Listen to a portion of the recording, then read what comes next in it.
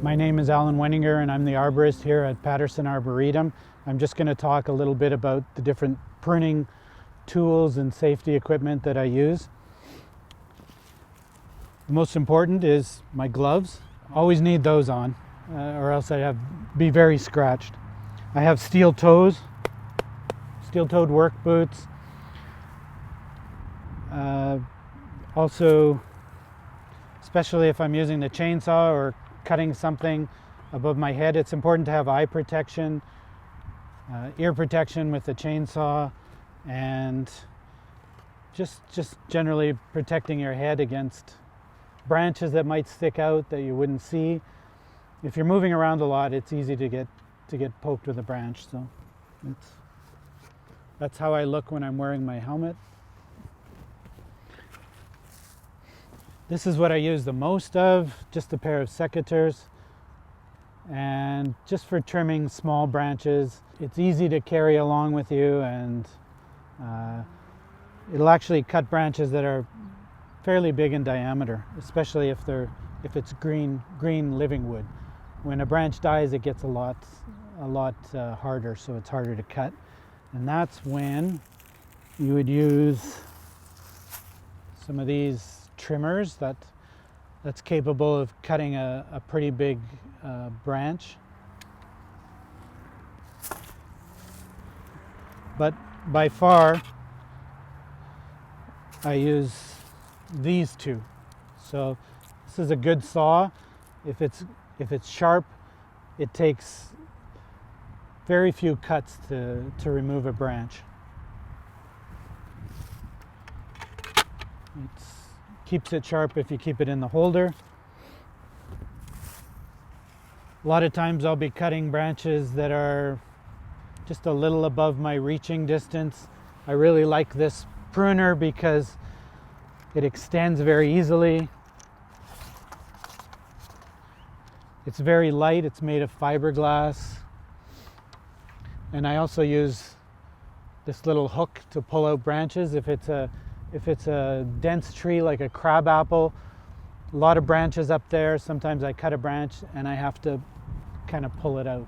So that's what I use this for. Nice and light and easy to carry around. If a tree has to come down, or a branch that's fairly large, such as about that size, I use a chainsaw.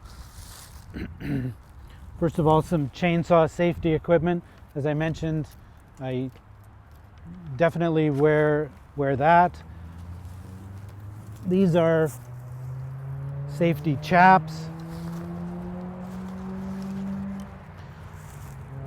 So when I put these on, they cover the front of my leg. And because that's most chainsaw injuries would be down around your legs. So as long as you've got your gloves on, your head protection in case it comes up, and your leg protection in case it goes down, that's good for chainsaw safety.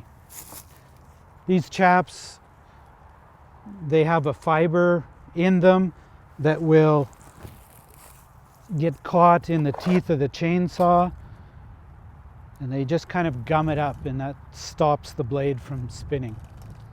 So these chaps, they won't prevent you from being cut, they'll just prevent you from being cut really badly.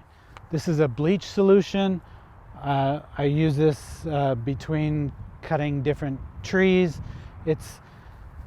And especially if I'm cutting off diseased branches, it just sterilizes the blades between cuts. So that's a 10% bleach solution. Proper care for the tools would be keeping them dry so that they don't rust, keeping them sharp so they do what you need them to do in a very efficient way. Blades should also always be kept away from any metal or anything that might dull the blade. So Once again, this scabbard is a very, very useful thing for a saw blade. You just want to make sure you never leave tools laying around where they're going to get damaged or wet. In the spring, I do a little maintenance work on the pruners and give them a bit of oil to keep them moving. I sharpen the blade. If there's rust on there, then I try and remove that with a wire brush. Just generally you want to keep them rust free and sharp and oiled so that they move freely. I didn't realize I would be bringing the chainsaw out, so it looks a little rough right now. You can see it got some oil on it and little bits of sawdust have stuck to it, which isn't a problem. Chainsaws are self-oiling. So the important thing is to fill the oil reservoir with bar oil and make sure that never runs out, or else if it does run out, the blade will wear down prematurely. It's important to keep the blade covered when you're not using it. Just like the pruning saw, you don't want it to be touching anything it shouldn't touch. And you always need to have two hands on a chainsaw at any time. And that makes sure that you've always got a firm grip on it and it goes exactly where you want it to go. If it should jump from kickback, it's not going to kick back into your face. It's going to